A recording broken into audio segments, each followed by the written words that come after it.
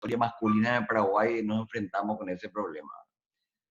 Es decir, en el origen, lo que fue durante varios siglos todavía provincia o intendencia, las mujeres paraguayas eran o indígenas o mestizas o españolas blancas de linaje, después fueron las afroamericanas esclavas, campesinas y la cuñacaraí de las ciudades, ¿verdad? O sea, hay una gama muy amplia de mujeres. Entonces, el intento es tratar de mirar la historia desde todos esos distintos estratos, e incluso castas, que eran realmente castas en la colonia, en el Paraguay. La primera mujer que salta, que quedó en la historia, digamos, es una indígena, una guaraní de nombre Juliana. Bueno, el nombre que le dieron era Juliana, no se llamaba así cuando le capturaron, digamos.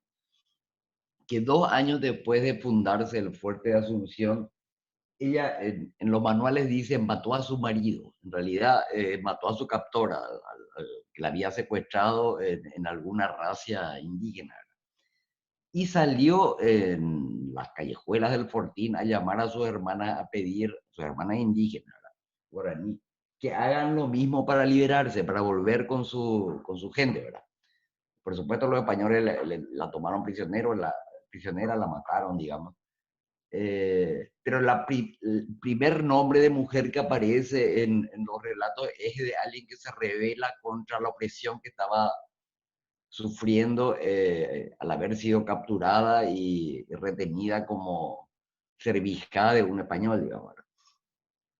El, Después de todas esas rebeliones indígenas que terminan en derrota por la superioridad bélica de los españoles, digamos, se van creando pueblos de indios. O sea, es de donde, de Itá, Itaguá, Alto, todo eso eran pueblos de indios, cuidados por curas seglares franciscanos, muchos de ellos.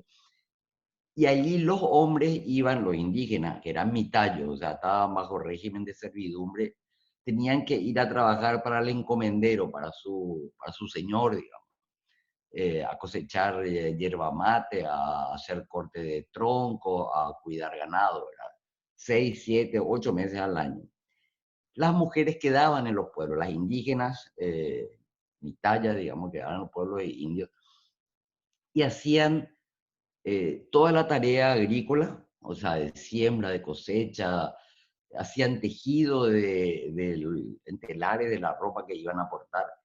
Y encima de eso venían o los encomenderos o sus esposas y le exigían que les entregaran yardas de algodón. O sea, tenían que hilar algodón porque eso se vendía en Asunción y era incluso moneda de pago de la provincia. Entonces estaban ellas también sometidas a extracción de trabajo eh, forzado, digamos, no hacían porque querían, sino que tenían obligación de dar bienes al encomendero. Y de allí parte una historia que atraviesa 4 o 5 siglos el Paraguay, que es la sobrecarga de tareas femeninas porque el compañero o el marido está ausente. O sea, no solamente cultivar, ocuparse de todas las tareas domésticas, sino también producir algo que le sirva para comprar lo que necesita la familia, digamos. O sea, esa es una constante de la historia paraguaya, que tiene otra forma después, pero que se inicia en los pueblos de India. De algún modo, hasta un poco antes de la independencia, donde hay otra vez una migración grande europea, la mayor parte del Paraguay es criollo, o sea, es mestizo, ¿no? Los conquistadores no vienen con sus mujeres españolas, ¿verdad? Vienen solos. Y tienen hijos de varias mujeres porque capturan y son patrones, digamos, de muchas indígenas. Entonces, toda la población es mestiza, es fuertemente mestiza en el sentido de que una o dos veces viene de indígenas, ¿verdad?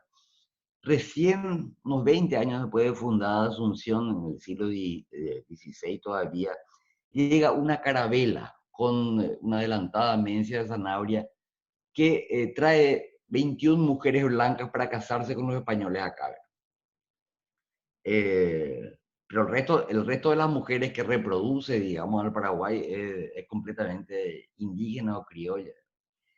Lo que sucede en la colonia misma, o sea, no en lo que es pueblo de indios, sino en lo que son los pueblos criollos paraguayos, era la de los mestizos, ¿verdad? Que no era muy extensa, o sea, llegaba en su extremo, digamos que llegaba a Paraguarí, llegaba más o menos unos 100 kilómetros en torno a lo que ahora es Asunción. Había campesinos, empezó a haber campesinos paraguayos, digamos, criollos, y allí hay otro fenómeno que continúa esa tradición de mujer sobrecargada con tareas productivas y sobre de producción y de reproducción, digamos, de producción de bienes y de cuidar el hogar, que es que los hombres, los campesinos paraguayos, digamos, no eran paraguayos, en realidad eran españoles hasta la independencia del Paraguay, pero le llamamos paraguayos para eh, acortar el discurso, digamos. Tenían tres formas o de trabajo o de vida, digamos. Una eran los yerbales, o sea, el ir a cosechar la hierba en los montes, ¿verdad? Se iban 6 meses, 7 meses, ¿verdad? Entre irse, cumplir el ciclo de cosecha y preparado la hierba, volver. eh, Primero hierba y después también madera, o sea, los que iban al monte a cortar troncos y traer vida. El otro es lo que le llamaban la bajada del Paraguay, que era llevar los productos, hierba, cuero en ese momento, un poco de tabaco, un poco de dulces, hacia Santa Fe y Buenos Aires. O sea, eran los embarcadizos, la gente que hacía el transporte en barco o en canoa hasta el sur, digamos. Y la tercera cuestión que fue muy pesada hasta después de la guerra de la Triple Alianza, es que estaban en los fortines, o sea, eran muchachos jóvenes a los que se les mandaba a servir en los fortines de defensa de la frontera de la provincia del Paraguay.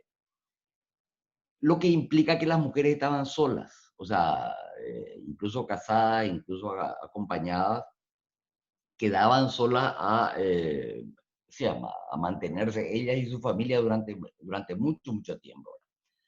Y que la institución matrimonial en general no funcionaba mucho. O sea,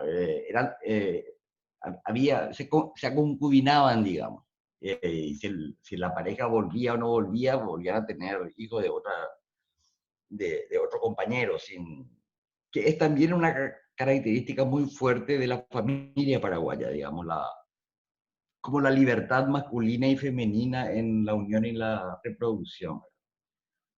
Llega el, el comienzo del siglo XIX, 1800, 1811, y allí aparece otra mujer importante, bueno, todas las mujeres de lo que o gran parte de las esposas o mujeres o novias de lo que en ese momento se llamaban afrancesados, que eran los paraguayos que estaban abiertos a la idea de la Revolución Francesa y de la independencia y de la República.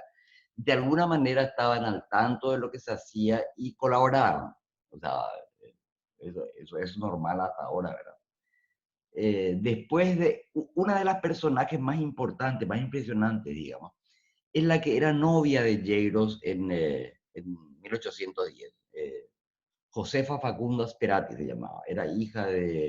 Había venido a Buenos Aires, había nacido en Buenos Aires, era hija de inmigrantes. Y ella, una vez que, bueno, en 1810 era novia de Lleiro, al año siguiente ella la esposa de él, digamos, Lleiro era presidente de la Junta Gubernativa. Ella escribe, una cosa muy extraña porque en el Paraguay las mujeres no recibían enseñanza, no leían ni escribían. Y hay textos políticos suyos con 20 años, 19, 20 años.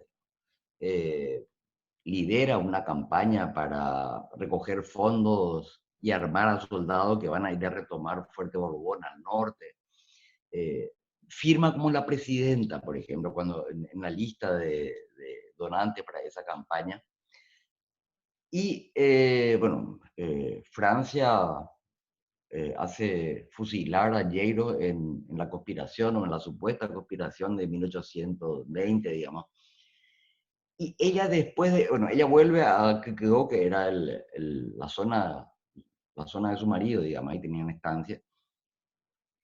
Y primero va y viene a Asunción, estamos hablando de 160 kilómetros a caballo, digamos, para tratar de salvaguardar los bienes de su marido que estaban siendo expropiados por el gobierno de Francia en ese momento. Y en un momento cuando se abre una de las sucesiones de la familia Lleiros, ella dice, yo quiero que los esclavos se liberen, los esclavos de la familia Lleiros. Paraguay tuvo esclavitud hasta el final de la guerra de la Triple Alianza y había muchos esclavos en Paraguay. Y explica por qué mi marido luchó para que todos fueran libres, para que todos los hombres fueran libres. Eso la ubica a Facunda, Josefa Facunda, como la primera abolicionista paraguaya. O sea, eso que hubo en el siglo XIX en muchas partes del mundo, la gente que luchaban contra de la esclavitud y a favor de la liberación de los afroamericanos, digamos.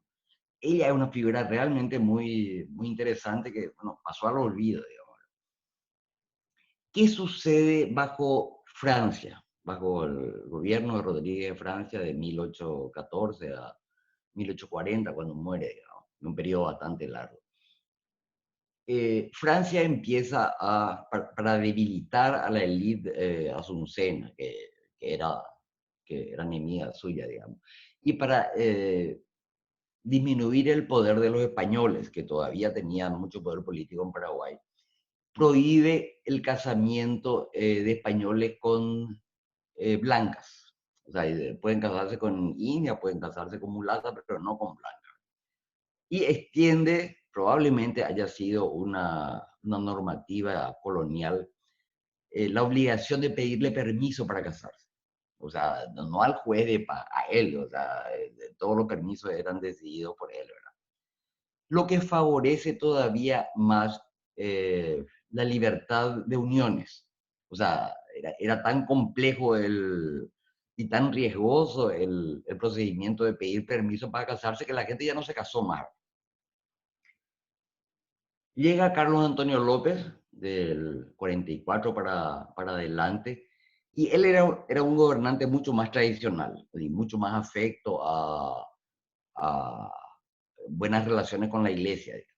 Entonces hace lo contrario, totalmente lo contrario de la medida de Francia, que es él también resucita una norma colonial y saca un edicto contra vagos, amancebados y malentretenidos.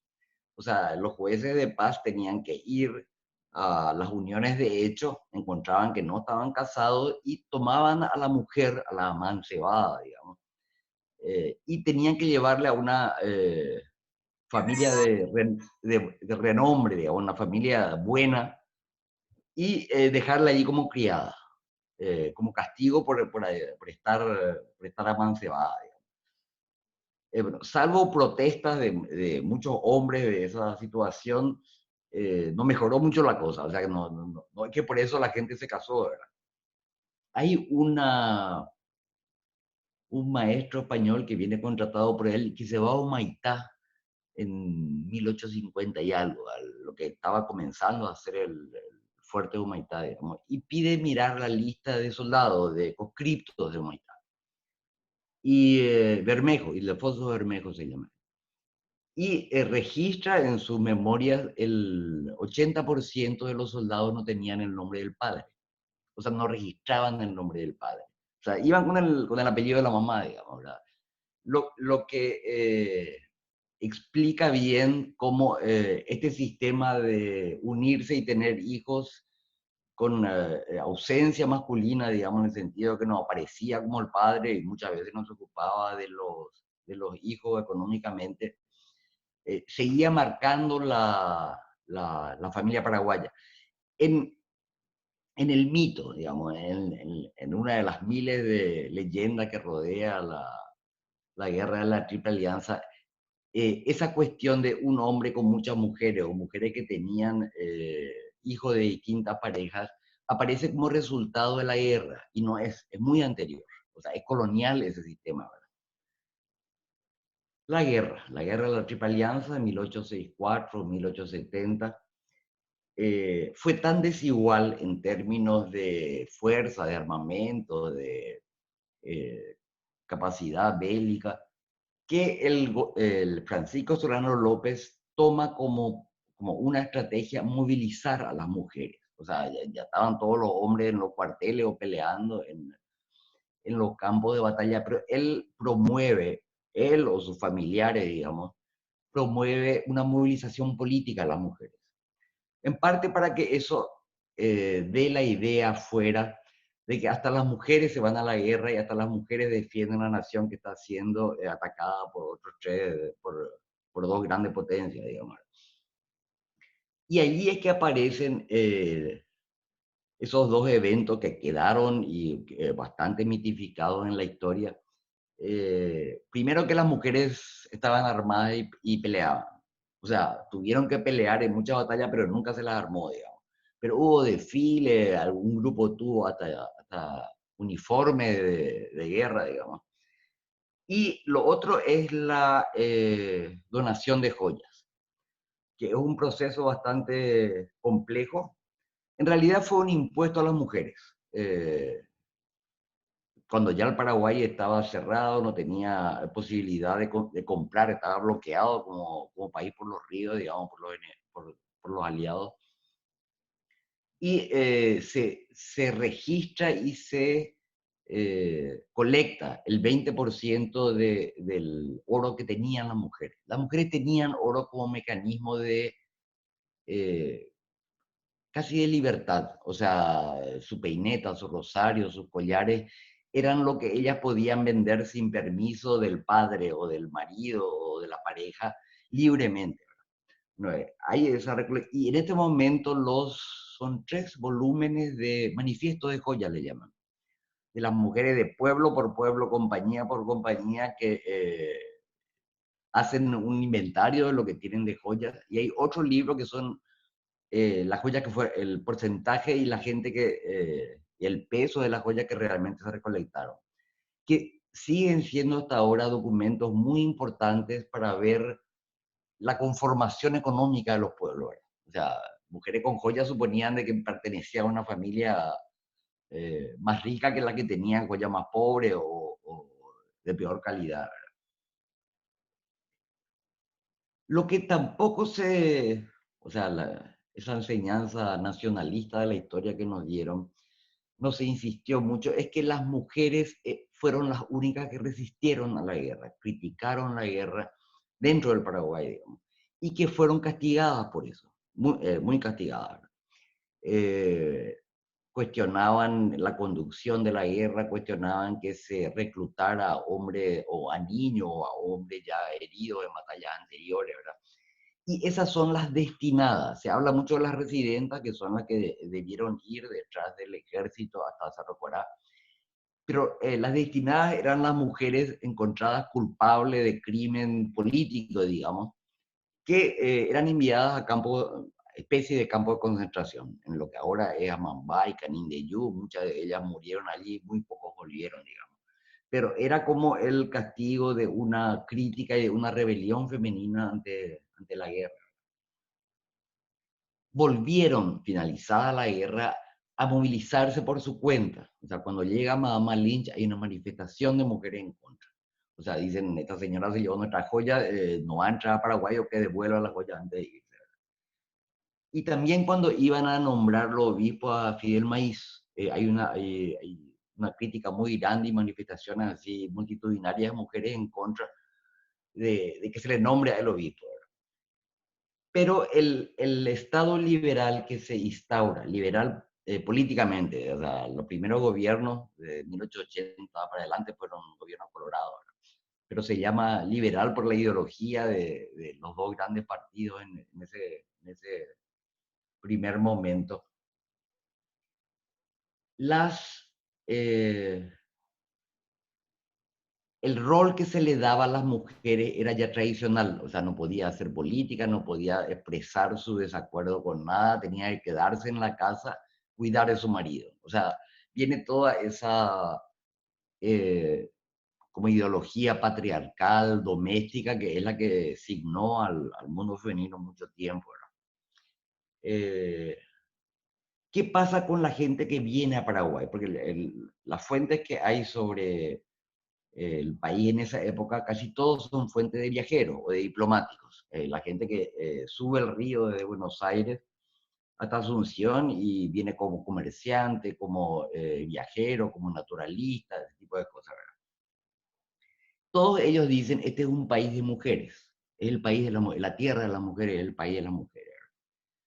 Y hay dos, vamos a ver después eso en las imágenes, hay dos cuestiones que le llaman poderosamente la atención.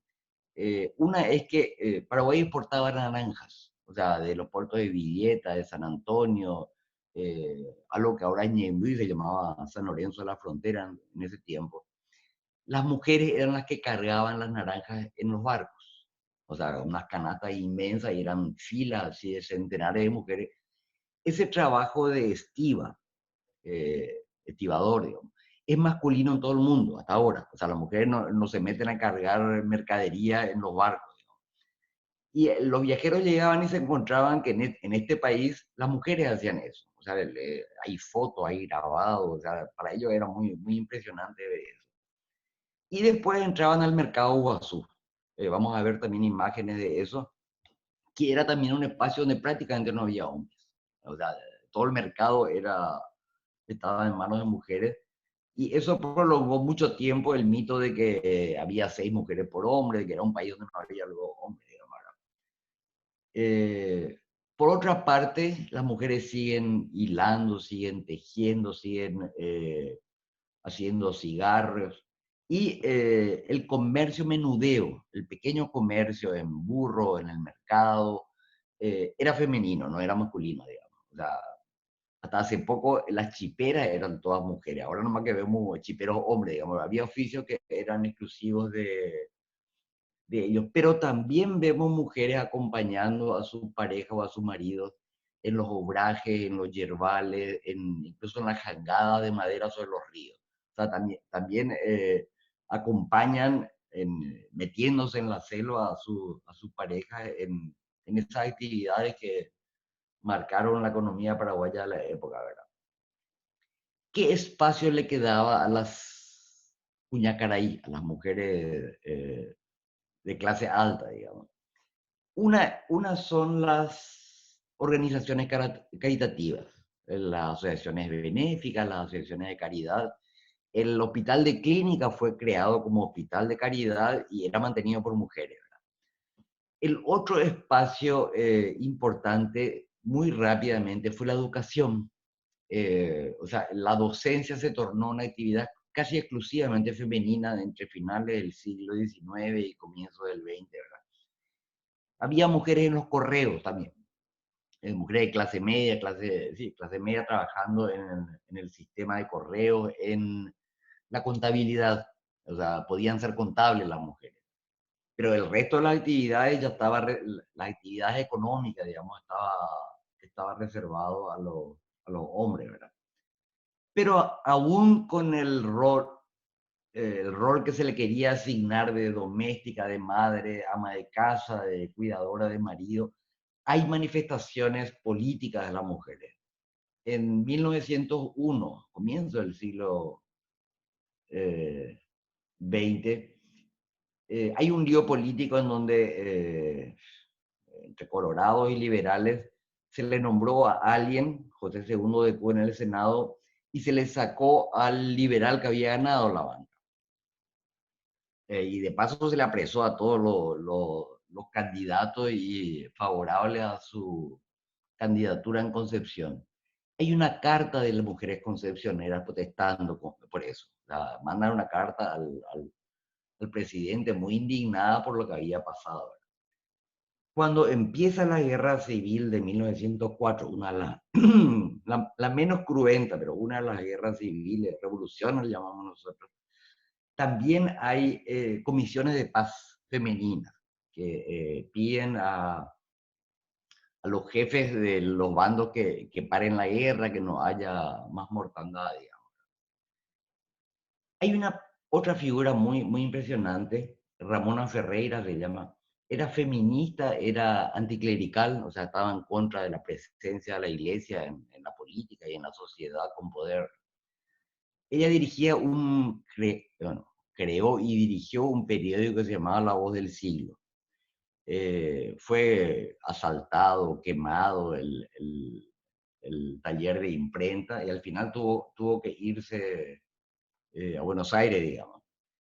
La otra mujer que pasó ya la historia de esa época es Serafina Dávalos, que fue una de las primeras abogadas la primera abogada del Paraguay, y ella, su tesis doctoral se llama Humanismo, pero es el primer manifiesto feminista de la época. Había también hombres feministas en el momento, o sea, eso era una corriente como muy moderna en el momento que estaba entrando de Europa. Y empiezan a haber escritoras, eran damas de alta sociedad que escribían. Teresa Lamascarísimo, Ercilia López de Blomberg, que es descendiente de don Carlos Antonio López, que publican también libros suyos, sí, tradiciones del hogar, memorias familiares, pero que se largan a ese campo que era también muy masculino, ¿verdad? Y empiezan a haber 1900, 1910, 20 sindicatos de mujeres obreras, perfumeras y coroneras, que hacían la corona mortuoria para los entierros, perfumistas, cigarreras. La producción de cigarros era muy importante. Sindicato de naranjeras, sindicato de costureras. Algunas de estos sindicatos están incluso asociados a grandes federaciones obreras. Y empieza a haber un centro feminista en 1920, una asociación feminista en el 29. Antes de la guerra del Chaco ya hay dos intentos en la Cámara de Diputados de darle el voto a las mujeres. Las mujeres no votaban, ¿verdad? No votaban ni podían disponer de sus bienes. Eso fue muy tardío en el Paraguay, digamos. Bueno, se rechazó ambos intentos.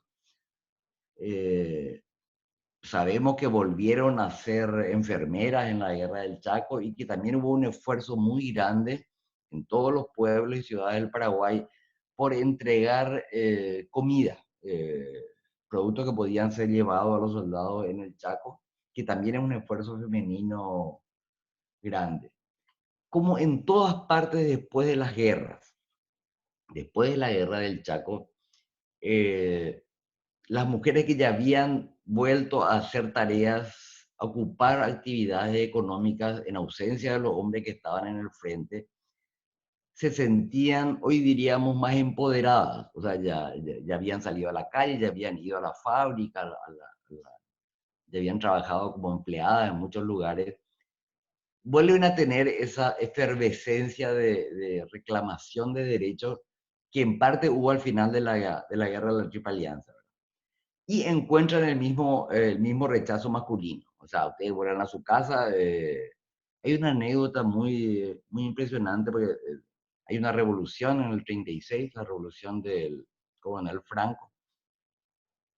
Se cierra el parlamento y hay una escena en donde las mujeres van y toman el cabildo. El parlamento era el cabildo actual, ¿verdad? Ahí en el centro. Y llega un ministro, Stefanich, y ve a todas las mujeres discutiendo ahí en el cabildo. Ya estaba cerrado, ahí ya no había más parlamentarios.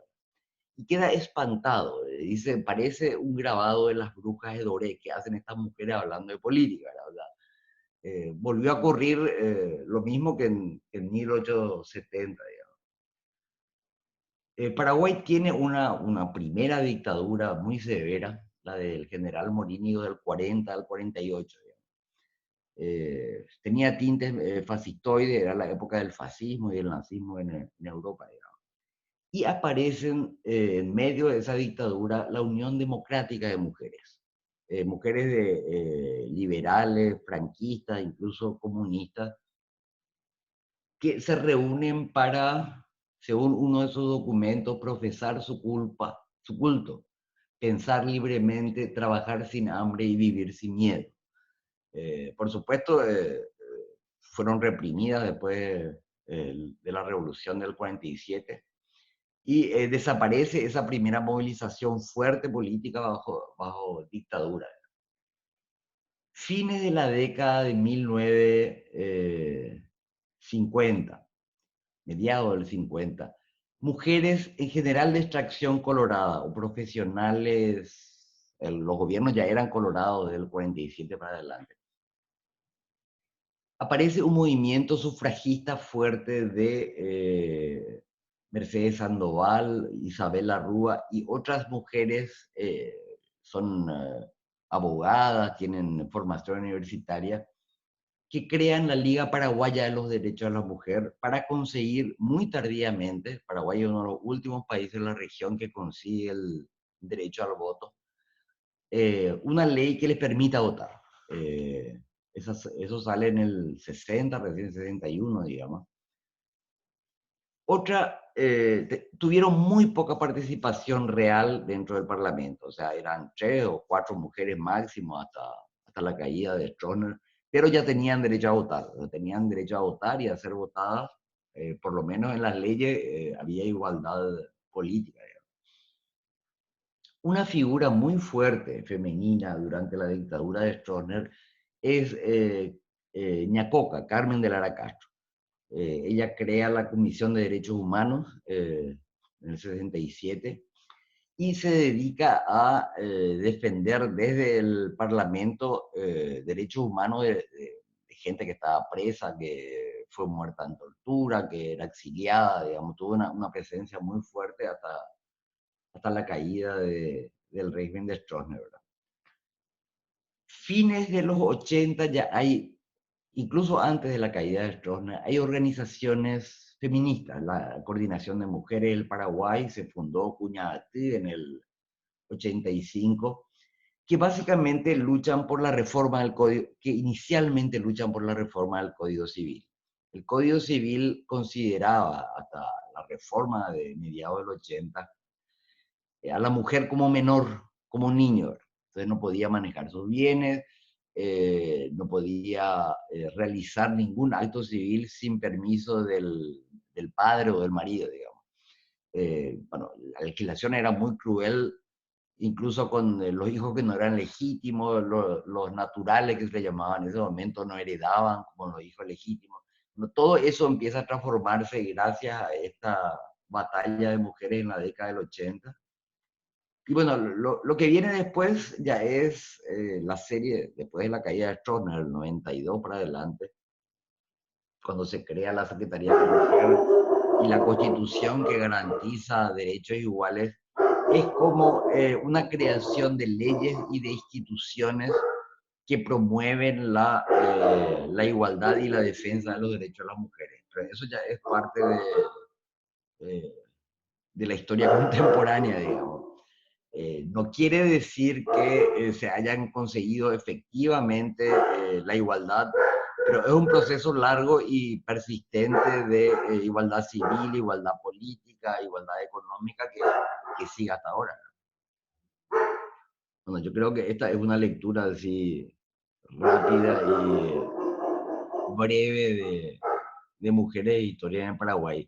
Yo no sé si quieren pasar al, a la diapositiva para que vaya explicándole Sí. en dibujitos lo que les dije en texto. Ahora, Este es un Félix de Azara. Hay una calle de Félix de Azara importante. Es un naturalista español que está 15 años en Paraguay durante la colonia. Tiene los primeros grandes y bellos mapas y grabados de zoología sobre Paraguay, aparte de tiene escrito una cantidad de libros. Esto, el titula este grabado Habitantes del Paraguay. En realidad son indígenas. Y en realidad el hombre, el que está a la derecha, no tiene por qué tener el ayacá. El ayacá es esa especie de redecilla o o canasta grande, que es un instrumento de recolección de las mujeres guaraní, ¿verdad? O sea, el dibujante en Europa agarró y cambió las cuestiones, ¿verdad? Pero esta es como la primera imagen del ser paraguayo que aparece en Europa, digamos. Es la siguiente. Si pasas a la imagen siguiente. Renger es un naturalista, un médico que está en unos años bajo el gobierno de Francia y tiene varios libros, pero este es un texto de memorias suyas. Y este es el primer grabado. El grabado no es una foto, es una manera de mostrar una realidad anterior. La foto todavía no existía, ¿no? Andando otra vez atrás. Es el primer grabado que refleja la vida campesina en el Paraguay. O sea, él estuvo acá en 1822, ¿verdad? Está el rancho Culata Yoway, que tiene las dos habitaciones a los costados y el pasillo grande en el centro. Está el yugo para los bueyes, hay una hamaca, hay una guitarra, hay boleadora, está el anguá para pisar el maíz. Y la mujer, la ropa es un poco idealizada, no se vestían así las mujeres en ese momento, digamos. Pero ella está fumando. Y el escándalo de los europeos respecto a Paraguay es que las mujeres paraguayas fuman, le parecía insólito. Ella está fumando un cigarro y está hilando algodón, que era la actividad de las mujeres cuando estaban en la casa. No, el otro es el novio o el aspirante que viene de visita, digamos. Pero el valor de este grabado es que es, sí, como la primera imagen de lo que era la vida en el campo en ese momento. Pasan por el siguiente. Este es Page, Thomas Jefferson Page fue un capitán de navío que vino a arreglar un lío diplomático acá en 1850. Él trae la primera cámara de daguerrotipos, lo que es el antecesor directo de la fotografía, digamos. Y en base a eso se hacen los grabados en un libro publicado en los Estados Unidos, ¿verdad? Y esto es una familia del interior. Está la matrona, toda la ropa, tanto masculina como femenina, es todavía de algodón, de opoí o de lienzo hecho en el país. Eh, Está enjollada la matrona, que es otra característica de las mujeres de la época. Y el hombre tiene lo que se llama chiripá, que es una especie de banda de tela en torno a la cintura, y debajo tenía unos calzoncillos de lienzo con flecos. Eh, es muy interesante porque es la vestimenta paraguaya de la época, ¿verdad? Y tienen manto, tienen el rebozo que le llaman, la joven tiene un manto encima, ¿verdad? Que era casi obligatorio de uso en esa época, ¿verdad? Pasa al siguiente. Este es de Merced, un médico que también llega con Carlos Antonio López. Y estos son campesinos prósperos, descalzos, porque los paraguayos estuvieron descalzos hasta 1920 más o menos. Tiene el sombrero, él tiene el calzoncillo de lienzo, ella tiene y se ve bien lo que es el tipoy, digamos. Y la cobertura de la cabeza con parte del manto, digamos. La siguiente. Estas son mujeres en guerra. Esto es mujeres en el campamento de Humaitá, semidesnudas ya, o sea, con muy poco vestuario, porque ya eran los años difíciles de la guerra. Y cocinando algo que es un maíz o pescado, no se entienden. En Humaitá había muchísimas mujeres que cocinaban, limpiaban la ropa, hacían enfermeras, y que se retiraron con una mortandad muy alta cuando se abandonó de ese fuerte. El siguiente. Estas son mujeres que le acompañaban a Madame Lynch, son residentas, digamos. Es la memoria de un diplomático norteamericano que las vio, se habían acercado para decir, estamos para servirle, o sea, para ayudarle en lo que él necesitara, digamos. De vuelta al tipo y de vuelta a la joya. De vuelta a la joya de la mujer. Pasa al siguiente. Ah, este es uno de los grabados más trágicos de la guerra también, del mismo diplomático McMahon, que es el entierro del angelito, la mujer que va a enterrar, haciendo la residenta, va a enterrar al niño muerto cerca de algún campamento, digamos. Vamos, yo no sé si seleccionaste, pero al final la mujer llevaba siempre al niño sobre la cabeza, al angelito sobre la cabeza para enterrarlo. Eh, Hasta ahora yo llegué a ver algo parecido hasta hace 15, 20 años en la zona de eh, Pirayú, Paraguarí. O sea, un cortejo de este tipo donde la mujer llevaba en un cajoncito el cuerpo del niño. El siguiente. Se acabó la guerra. Este grabado es de 1873-74. Viene un francés que era viajante de comercio de una casa bonaerense, Forges, y queda fascinado con esa tierra de mujeres que encuentra. Estas son aguateras, o sea, mujeres que iban al río a buscar agua para su consumo, para su propio uso, digamos. De vuelta, todas descalzas, hay algunas que están fumando, y de vuelta al tupoy, el tupoy como ropa eh, del día a día, digamos. Pasa al siguiente. Mujeres rezando delante de algún santo familiar, todas con el manto encima, digamos, todas vestidas de algodón artesanal todavía. Al siguiente, saliendo de la iglesia de Villarrica. Es muy linda esta imagen porque hay uno o dos hombres así perdidos, emponchados atrás, pero eh, todas son mujeres, o sea, van a misa y no hay presencia masculina allí, digamos. Siguiente. Esta es una imagen muy romántica, o sea, en el sentido de escuela romántica estética, digamos. Es un viajero que está dando la bendición a una familia campesina toda compuesta de mujeres y niños. Me criticaron porque estoy levantando cosas por mi portal de Facebook y la gente opina, así no es, eso no debería estar en ese lugar. Etc. Y lo que me criticaron es que él bendecía con la mano izquierda, se bendice con la derecha. Quizás por facilidad de, de dibujo estético, el dibujante del grabado prefirió usar la mano izquierda para el gesto. ¿Verdad? El siguiente.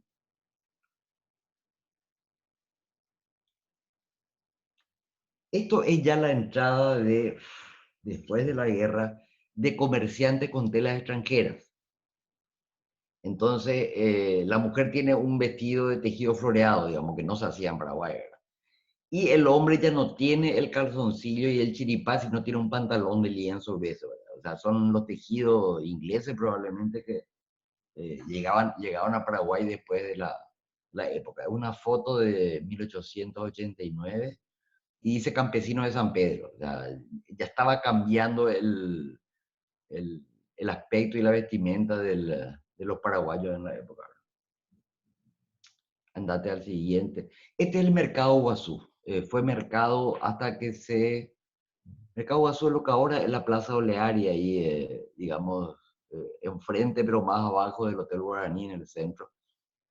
Fue mercado desde 1800 hasta, o antes incluso, hasta 1940, que se crea el mercado 4, el mercado 1, el mercado 2, para descongestionar esa área céntrica, digamos. Y era el lugar preferido de los viajeros porque ahí estaban todas las mujeres, tanto las campesinas que traían sus productos a vender, como el, las compradoras, amas de casa o sus empleadas que iban a ese lugar. Detrás se ve el Panteón de los Héroes, que en ese momento estaba inconcluso todavía. El siguiente. Estas son las naranjeras. Es una foto de las naranjeras, ¿verdad? En algún puerto cargando la naranja sobre sus canastas. Pasa al siguiente. Un grabado, la anterior era una foto, este es un grabado de naranjeras de San Antonio, ¿verdad? Subiendo la mercadería a los barcos. Y esta es las mujeres, o sea, una foto de 1900, las mujeres haciendo no solo tareas agrícolas, sino incluso el arado, que supone manejo de bueyes y es una tarea físicamente muy pesada, digamos. Pero también hacían eso, ¿verdad? Por falta de población masculina. La siguiente. Ah, un grabado del mercado desde otra perspectiva. El que vimos, la foto que vimos antes era desde atrás, esta es desde la calle Palma, digamos. Dentro del mercado, las mercaderas dentro, digamos, del recinto ese de material. Pasa al siguiente. Ah, esta es probablemente, no estoy segura, eh, porque son fotos muy difíciles de conseguir. Es un español de apellido San Martí que hace las primeras series de fotos, tiene un álbum, hizo como 200 fotos en Paraguay, que se presentó a la Exposición Universal de París, fue la de 1889, la del centenario de la Revolución, donde se hizo la Torre Eiffel, digamos. Creo que es Nueva Australia, que es una de las colonias utópicas que se crearon en Paraguay en esa época, digamos. Lo llamativo acá es, bueno, los colonos son los altos, grandes, rubios, digamos, que están a la izquierda. Hay peones paraguayos a la derecha. Hay una mashú afroamericana, o sea, la que está, la cocinera, ¿verdad?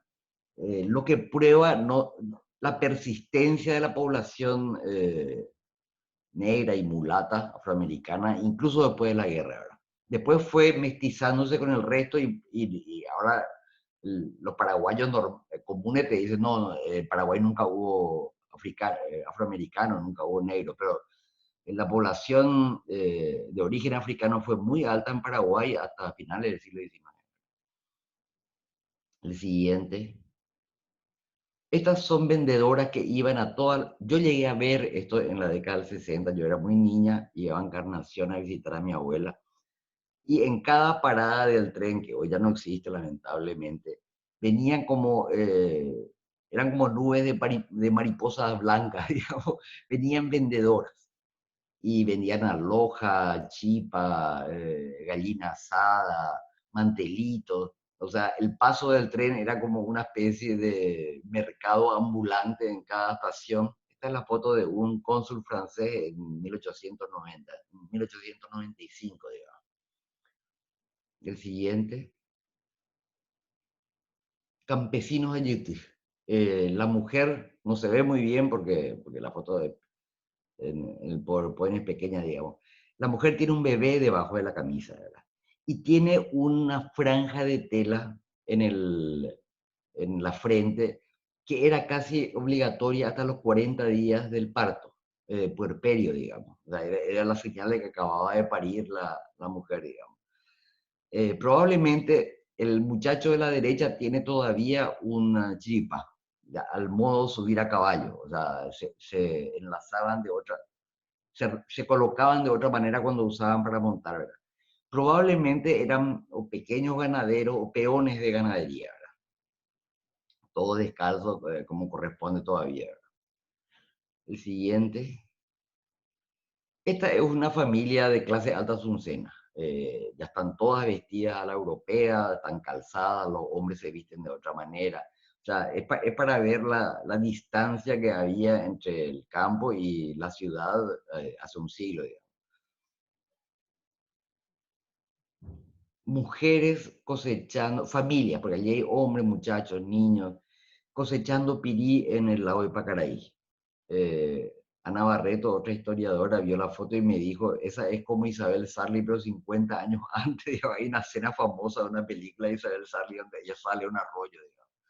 Pero ella entra con su tupoy al lago a cosechar el pirí. Es una foto de un fotógrafo alemán, Fresen, que vivía en San Bernardino, que tiene una serie muy, muy impresionante de cartas postales y de fotografía en el paso del siglo, hacia 1900. Otra serie de la misma. Esto ya no es una foto, es una postal que sale una foto. O sea, el fotógrafo siguió todo el proceso, digamos. Eh, Otra foto de Fresen. Este es un rancho campesino, ¿verdad? Hay 9 niños. No hay ninguna figura masculina adulta.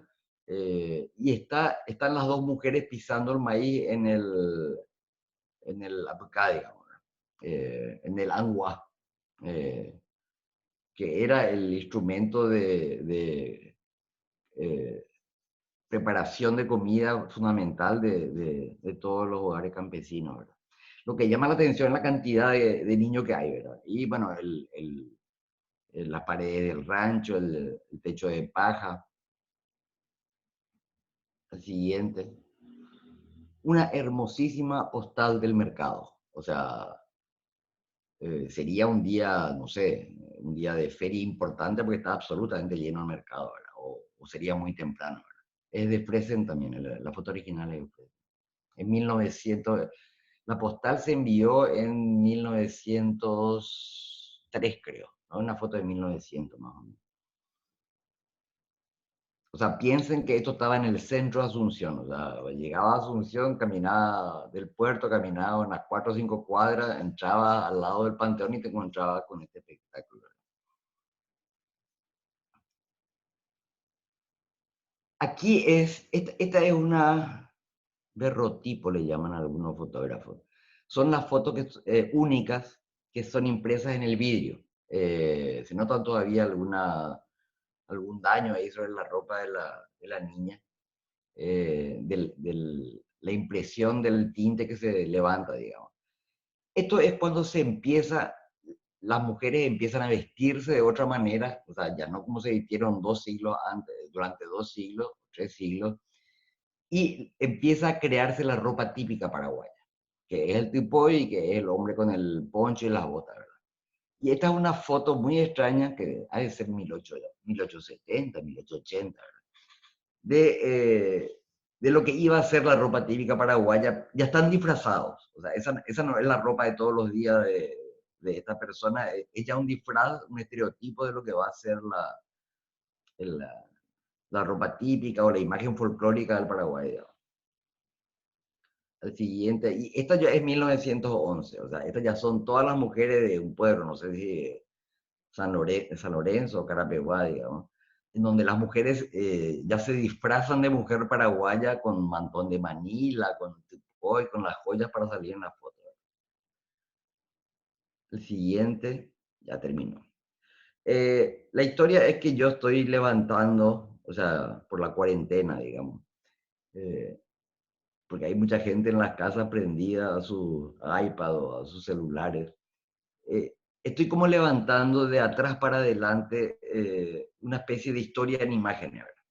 Cada día levanto una o 3 o 4 fotos, digamos, sobre un tema específico. Y hasta este momento llegué al 1900. O sea que si quieren seguir, voy a tratar bueno, voy a seguir haciendo esto hasta, no sé, 1940, 1950. Es como hacer una historia en dibujito o en figurita, digamos. Y termino acá porque acá terminé en, en imágenes que levanté al Facebook hasta ahora. Bueno, se acabó. Santiago, ¿tenemos preguntas? Sí, es así. Muchísimas gracias. Hay preguntas en el chat. La primera, a ver, según la documentación existente, ¿cuál fue realmente la intervención de las mujeres y en particular de Juana de Lara en la gesta de la independencia? Hay una o dos historiadoras que están trabajando la figura de Juana de Lara. Una es la actual presidenta de la Academia de la Historia, Mari Monte Domecq, y la otra es Ana Barreto, digamos. Cuando se celebró el sesquicentenario de la independencia, 1970 y algo, digamos, alguien señaló que no había mujeres, que todos los próceres eran hombres. Ya había campaña de las Naciones Unidas y la Declaración de Derechos Humanos de las Naciones Unidas por la igualdad de las mujeres, ese tipo de cosas. Entonces, un grupo de historiadoras de la época, Idalia Flores de Sarda, entre ellas, que fue profesora mía en la escuela, recuperó a Juana de Lara.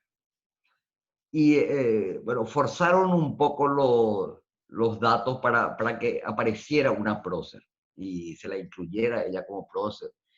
Que esa noche o esa madrugada llevó un ramo de rosas, de azul, blanca y roja, que de ahí salió la bandera paraguaya.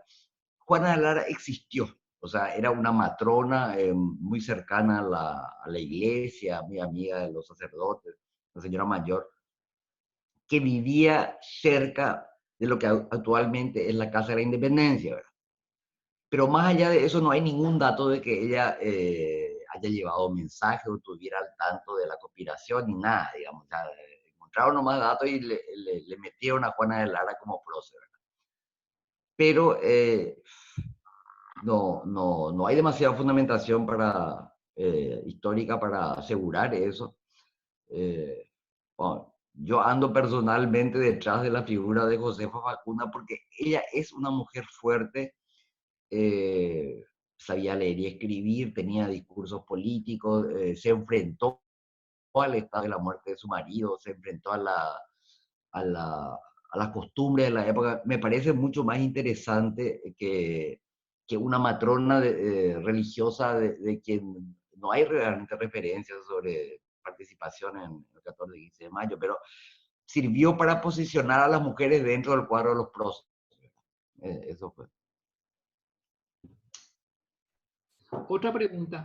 Se enseña en las escuelas que el color de la bandera se le atribuye a unas rosas entregadas por ella, pero investigadores sostienen que no hay pruebas de ello, pero sí de otros factores que la vinculan con la bandera de Francia. ¿Es real eso? No, la primera bandera paraguaya era azul celeste. Hubo como 3 o 4 intentos de bandera desde 1813, 14, digamos, hasta el momento en que se fija la bandera paraguaya, digamos. Pero yo creo que parte ya respondía antes, no tiene que ver, no sé de dónde hubiera sacado Rosa nadie en la madrugada del 15, tampoco en Asunción, ¿verdad? O sea, es una cuestión así muy narrativa de cuento, ¿verdad? Otra pregunta. ¿Por qué las mujeres no podían acceder a las enseñanzas básicas como la de saber leer o escribir? ¿Y en qué año ellas accedieron a esos derechos? Habían profesores particulares, o sea, tampoco había educación pública gratuita y nada parecido en ese momento, ¿verdad? Había maestros en los pueblos, algunos profesores o maestros en la ciudad particulares que las familias tenían que pagar, y no se suponía que la mujer debiera leer y escribir, o sea, ellas tenían que bordar, tenían que cocinar, tenían que hacer otras tareas.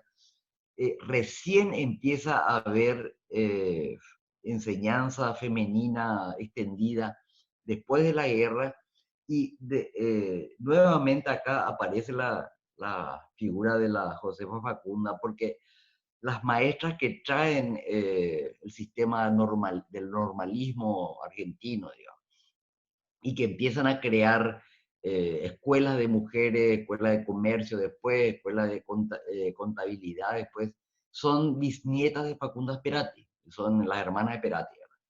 Pero la educación femenina tuvo que esperar la posguerra para comenzar, ¿no? O sea, no, de cualquier manera, ahora ya está más o menos equiparado en casi todas las facultades, pero habían facultades como ingeniería, cuando se creó la facultad de ingeniería, que eran exclusivamente masculinas, ¿verdad? Incluso el espacio universitario ya en el siglo XX, en 1960, 1970, seguía siendo fuertemente masculino, digamos. Las mujeres podían, qué sé yo, recibirse en el colegio, pero no tenía mucho sentido que entraran a la universidad, digamos. Otra pregunta. ¿Hay algún dato sobre la primera mujer que ocupó un cargo político en nuestro país? Una senadora, creo que colorada, después de ser electa, ¿verdad? Después de las elecciones del 61.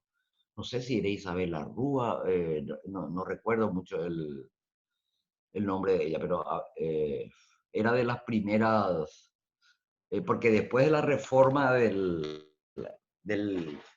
60, de la ley electoral de 61, solamente se podían presentar Colorado, por supuesto. O sea, la oposición entra a elecciones recién 15 años más tarde, ¿verdad? Pero yo creo que más importante, y es lo que se perdió, es quién fue la primera ministra paraguaya.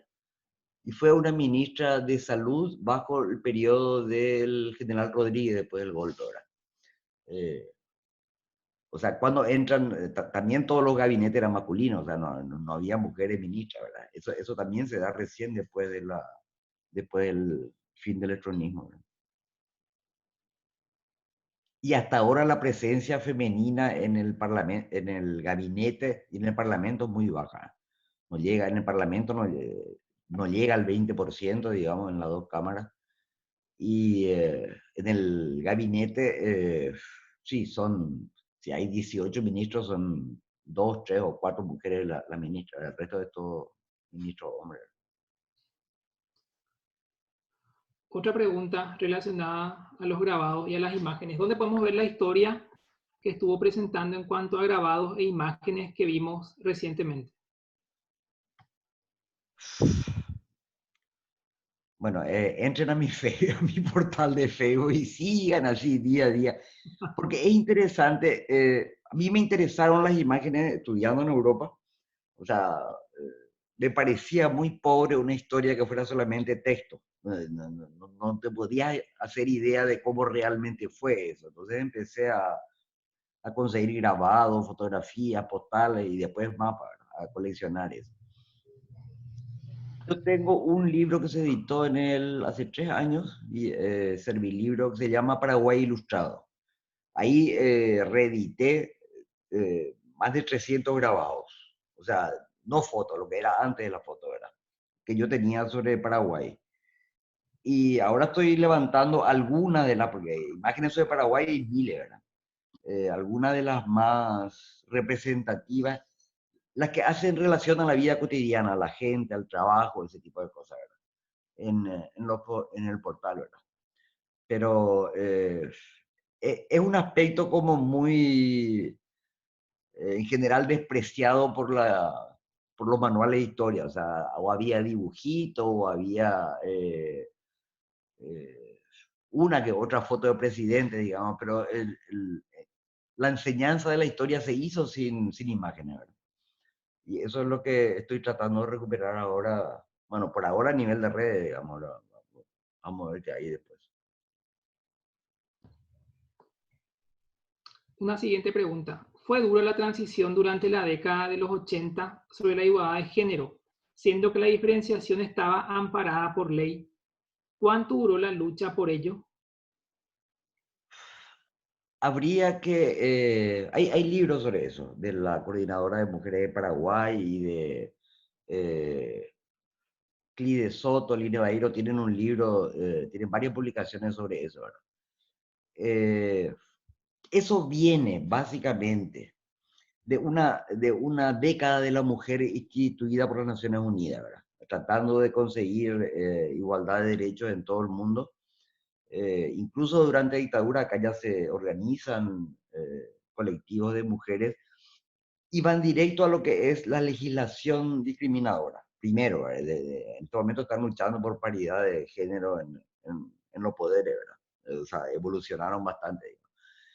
Pero el origen de su lucha es igualdad ante la ley. O sea, que la ley no, y le discriminaba, le sigue discriminando económicamente. O sea, todavía el salario mínimo, ahora se igualó el salario mínimo de domésticas paraguayas, ¿verdad? De empleada doméstica, pero hasta en el salario que podían recibir la legislación era muy discriminadora, ¿verdad? Que no podían ocupar, eh, no podían disponer de sus bienes, que es el Código Civil. El Código Civil viene de un código argentino del siglo XVIII, digamos. Y eso suponía muchas limitaciones a la libertad de las mujeres, porque incluso solteras no podían disponer de sus bienes, ¿verdad? Y eso se consiguió, creo que ahí está Mercedes Sandoval de Hempel, que era una abogada feminista, ella trabajó mucho en la reforma del Código Civil, ¿verdad? Hasta que se consiguió, con varias reformas sucesivas, mucho mayor igualdad de mujeres y hombres en sus derechos, ¿verdad? Pero eso es mediados de los 80 y después las sucesivas leyes ya de la transición, ¿verdad?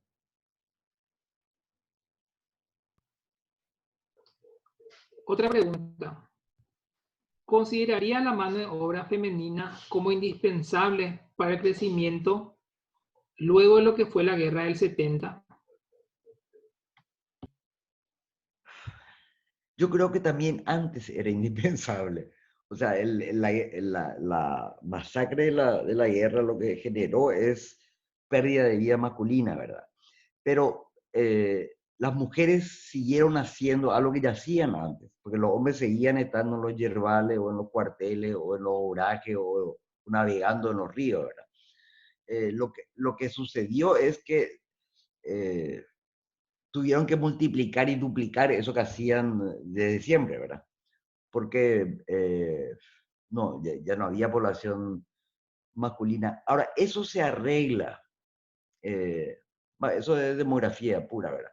Hay un censo de 1886, que es 16 años después del final de la guerra. Ya prácticamente la población femenina era igual a la masculina. O sea, en una generación eso ya se arregló, ¿verdad? Bueno, con diferencia de edad, o sea, la mayor parte de los hombres eran jóvenes o niños todavía, digamos, los hombres adultos habían muerto casi todos. Pero, pero siguió el mito de que no había hombres en Paraguay, incluso que ya se hubiera arreglado demográficamente eso bastante rápido, digamos. Durante mucho tiempo persistió la historia de que si venías a Paraguay podías conseguir 6 o 7 mujeres, ¿verdad? Porque había mujeres a montones, cosa que no era, después de 1880, 1890 ya no era ya no era tan cierto, ¿verdad? Pero sí, hicieron lo mismo que hacían antes y hicieron eso multiplicado por 10, digamos, pues no había ya población masculina. Otra pregunta. ¿Por qué los paraguayos no utilizaban calzados? Pobreza, pobreza. Hay o sea, los paraguayos de clase alta, señores, sí tenían zapatos importados, ¿verdad? O de algunos zapateros buenos que había en Asunción, ¿verdad?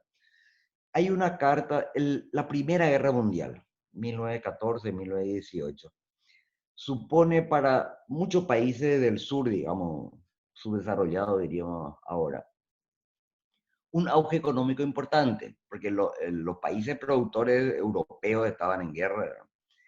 Y Paraguay exportaba cueros necesarios para esa guerra. Todavía se peleó con caballos, digamos, o sea, todavía hubo caballería en la Primera Guerra Mundial, ¿verdad?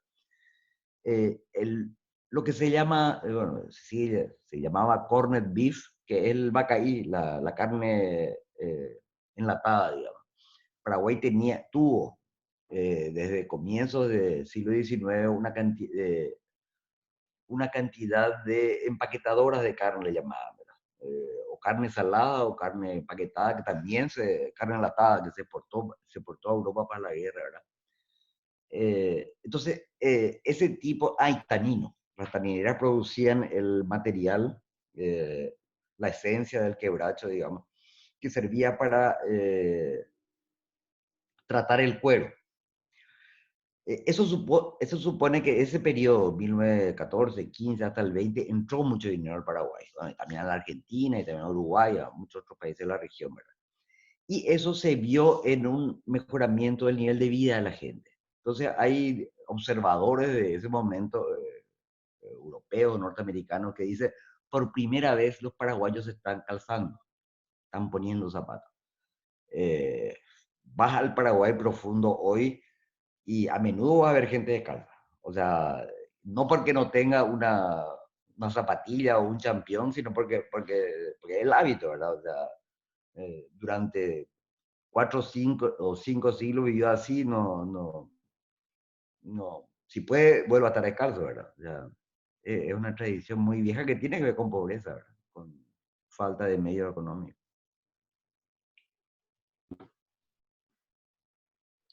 Otra pregunta, y una de las últimas. ¿La vestimenta típica de las mujeres paraguayas y de los hombres fue algo que se fue construyendo de a poco o fue diseñado e impuesto como parte de la creación de una identidad nacional? ¿Están hablando de la ropa típica o de la ropa que usaba la gente? Que son dos cosas distintas. Creo que es la ropa Eh, típica la que mencionan en la pregunta. ya al final. Sí, uno de No, los la últimos ropa, grabados al final. no. Vos sabés que es la comida típica en casi todos los países es la comida popular. El feijoada, la feijoada es la comida que se preparaba en las haciendas brasileñas para los esclavos, con el resto del chancho, con el poroto, con los alimentos pobres que había, se hacía la feijoada, y que ahora es el plato típico de Brasil, ¿verdad? De alguna manera lo que hace la ropa típica es recuperar, en todos los países, en Europa también, digamos, lo que era la vestimenta campesina antigua. O sea, qué sé yo, las camisetas rusas de hilo pesado con los bombachones que vos ves en los bailes, qué sé yo, rusos, rumanos, ¿verdad? Y eso también se hace en Paraguay. O sea, se recupera y se instaura como típico la ropa que ya no usan, pero usaban las clases populares o los campesinos antes, ¿verdad? Lo que pasa que y eso tiene que ver con los músicos que salieron a Europa en 1950. Eh, descubrieron eh, bordados búlgaros, masculinos. Habrán pasado por, no sé, por Bulgaria, por Sofía, por lo que ahora es Eslovenia, no sé de dónde sacaron eso. Entonces se agregó a la ropa típica una cantidad de bordados, la ropa masculina sobre todo, la camisa masculina, que no son en absoluto paraguayos. O sea, que les pareció simpático y pusieron porque eso les agradaba a los europeos que escuchaban música paraguaya. La bota tampoco es paraguaya. O sea, esa bota, incluso botitas blancas, si ven algunos antiguos discos de Luis Alberto del Paraná, ese tipo de cosas, tampoco nunca fue paraguayo. El baile de la botella nunca fue paraguayo. Eso se incorporó allá por 1950, 60 más o menos. O sea, no hay ningún registro de ninguna mujer que haya bailado con botella encima de la cabeza. Pero no sé a quién se le ocurrió y te apareció ahí como paraguayo también, ¿verdad? O sea, la ropa típica fue también sufriendo eh, inclusiones y préstamos a lo largo del siglo XX. La falda de ñandutí nunca existió como falda. O sea, no podrías andar en el siglo XIX con una falda ñandutí. O sea, se te iba a pegar a todas las maderas y árboles que había por el camino. O sea, se fue como, no quiero usar la palabra enriqueciendo, fue adoptando préstamos distintos ya en el siglo XX, ¿verdad? O sea, de 1940, 50 más adelante, que se alejan de lo que era la vestimenta tradicional paraguaya del siglo XIX. Luego de escuchar la cronología histórica de las mujeres más representantes, Milva, ¿cuál sería el papel que cumple hoy la mujer en nuestra sociedad desde el punto de vista de acceso y de derechos? Y sigue siendo desigual, o sea, desigual en derechos, desigual en oportunidades. Eh, ya hablamos del porcentaje mínimo que hay dentro del Parlamento, dentro del Poder Ejecutivo. O sea, hubo avances, pero avances insuficientes, digamos. En promedio, ahora, te estoy hablando de mujeres calificadas o mujeres con oficio, ¿verdad? Ganan el 75% de lo que gana un hombre, en promedio en el Paraguay. O sea, ganan menos siempre, ¿verdad? No importa que tengan igual o mayor calificación que sus pares masculinos, ¿verdad? Todavía, y es algo que desciende, que aumentó con el ingreso de las mujeres a la población económicamente activa de Paraguay. Era menor antes. 1 de cada 4 hogares en el Paraguay tienen jefatura femenina. Eso quiere decir que incluso habiendo un padre o un hombre en el hogar, es la mujer la que mantiene todo el hogar, ¿verdad? Que es un resto de esa ausencia del hombre en la familia que hablaba ya desde la colonia, ¿verdad? Y en los siglos anteriores, ¿verdad? Lo que supone, y los hogares con jefatura femenina en promedio son mucho más pobres que los hogares masculinos, donde hay colaboración de padre y madre en la manutención de la familia, ¿verdad?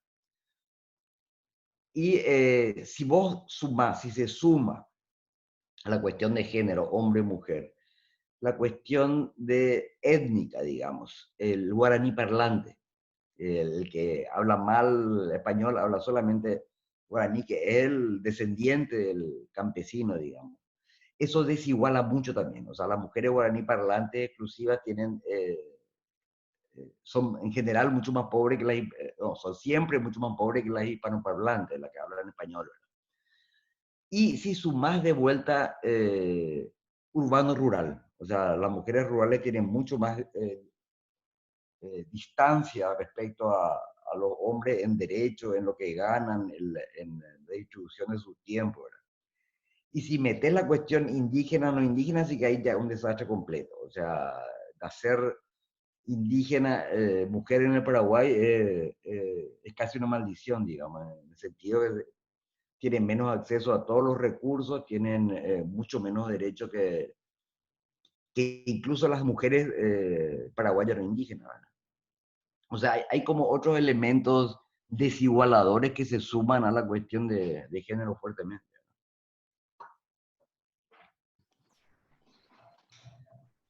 Agradeciendo el momento, también quería compartir un dato de género del sector turístico y hotelero, que de acuerdo a datos de la OMT, de todos los puestos de trabajo que se están perdiendo en esta pandemia, el 70% corresponden a puestos de trabajo que están siendo ocupados por mujeres.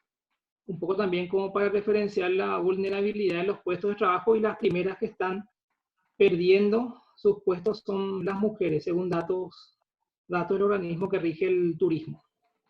No, y si a eso sumás que muchas de esas mujeres son las únicas proveedoras del hogar, eso es más terrible, ¿verdad?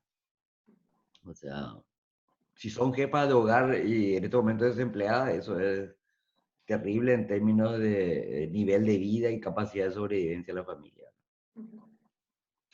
Es así. Rumi. Sí, bueno, podríamos ir sumando un montón de datos más, pero yo creo que respetando el tiempo de nuestra audiencia, de nuestra invitada de hoy, yo creo que por hoy ya terminamos. En algún momento, Milda, me gustaría invitarte de nuevo para seguir compartiendo y debatiendo sobre más temas, sean de mujeres o de historias. Y bueno, también quiero agradecer a la gente que nos acompaña desde Facebook Live, que se prendieron otra vez a otro webinar con nosotros esta tarde-noche, a la Universidad Columbia, a su Departamento de Comunicación, a la carrera de Turismo y Hotelería, y nuevamente otra vez a usted, Milda, muchas gracias por compartir este momento con nosotros. Gracias a ustedes. Muchísimas gracias, que tengan todos buenas noches. Gracias. Buenas noches, muchas gracias.